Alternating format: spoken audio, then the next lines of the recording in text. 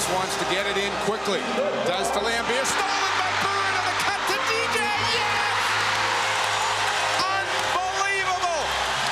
Unbelievable! Just one of many legendary calls from Mike Gorman. Today, the NBC Sports Boston and legendary C's play-by-play announcer declared that the upcoming season will be his last after 43 years of calling C's games. Gorman holds the longest tenure as a play-by-play voice for a Boston professional sports franchise and will be honored and celebrated throughout his farewell season by us here at NBC Sports Boston, the Celtics, and fans.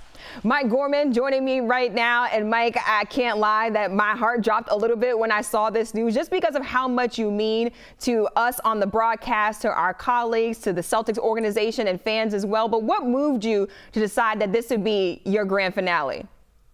I wanted to put a little pressure on the guys to have another parade. I want to be in one more parade before this is all over. It was that and the fact that I think I had lived out my time and wanted to be scraping snow off my car at 3 o'clock in the morning out of Hanscom Air Force Base. That was getting a little old at my age. It was getting a little old to be doing that. So you guys have been nice enough to let me continue for one more year. I'll do the home games with Scal, and we'll find somebody to get into my shoes and get out there and do the away games. And then it's time to go forward. It's time to go forward for, I think, everybody involved. Again, I can't thank the Celtics. I can't thank the people, Chris Whalen right now, and then going back to Bill Bridget and all the people I've worked for where you are. You know how good they are to work with and how good they treat everybody. And so I really miss that. But it's time. And, you know, I'm getting up there at 73 right now. And I said, might even be 75 right now. I know maybe 77. I know I'm not that in that little piece.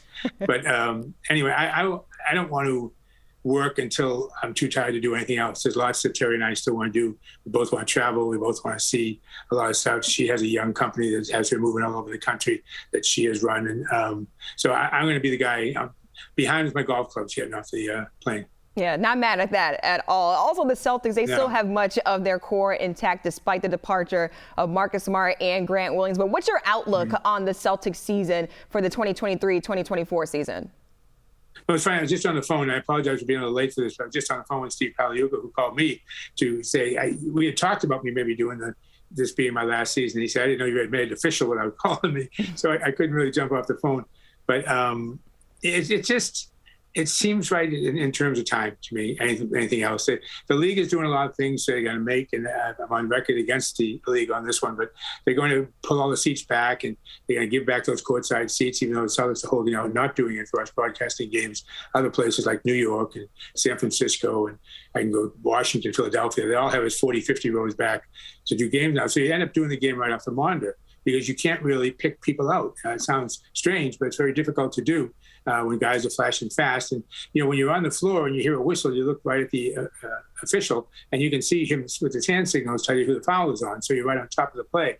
Up top, that they may not get to that camera but quick enough to get the officials. And so you don't sound good. You don't sound sure of yourself when you're doing these games. I know I've talked to a lot of the play-by-play guys about that. So I'll be on the other side of the fence trying to lobby the NBA to give back the seats to the broadcasters. Because, again, if you're listening to the game at home, I guarantee you after about 10 or 15 games, you're going to say, boy, this sounds very flat to me. What's wrong here?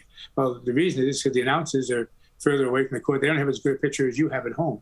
So that's going to be a real switch and tough to deal with, and I don't really want to deal with it. Yeah. And Jaylen Brown has been the big story this week. 5 years, $304 million for him with that supermax extension. Just what's your reaction to that deal and him staying in Boston long term?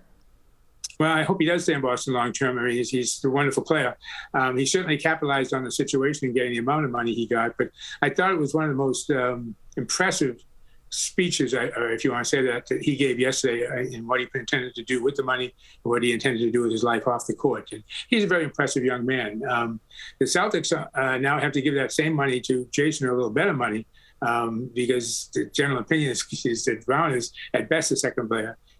In terms of being good on our team. So that same money is going to go to Jason next year. And then I know how much money you're going to have left to give to everybody else. But again, I was on the phone with Steve Paliuca right before we talked here. They're very optimistic. They think it's going to be the best Celtic team that they've been involved with.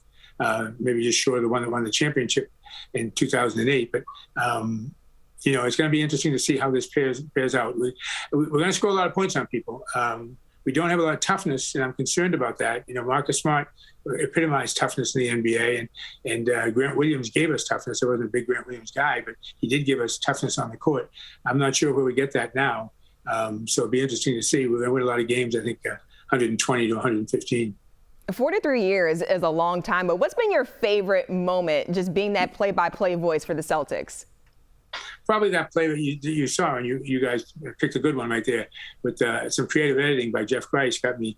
I thought there was a foul on the play. I said that. I think Jeff clipped me out of that to make the clip so much better. But yeah, that was probably my favorite moment. Another one was, I had Carrie will kill me for relaying this story, but she was flying back from a year in France, and we had a relationship on and off, and we weren't sure whether she was going to go back to Pittsburgh or stay around Boston and see if we could get a serious relationship going. And Larry Bird hit a jump shot at the buzzer, and I jumped out, skipped the pregame show, ran to my car, and saw her just as she's coming through the gate. And if Bird hadn't hit that jumper, we went to overtime. I know she would have gone through the gate. I wouldn't have been there. She would have taken that as the answer and jumped around playing to Pittsburgh, and maybe I never saw her again. Instead, 33 years later, we're still together. So that was my first big moment, I would say. Oh, wow. A life-changing moment, though, for you, That's a life-changing Gorman. moment, exactly. All right. Well, thank you so much, and looking forward to seeing you this season. Okay, thanks, Amina.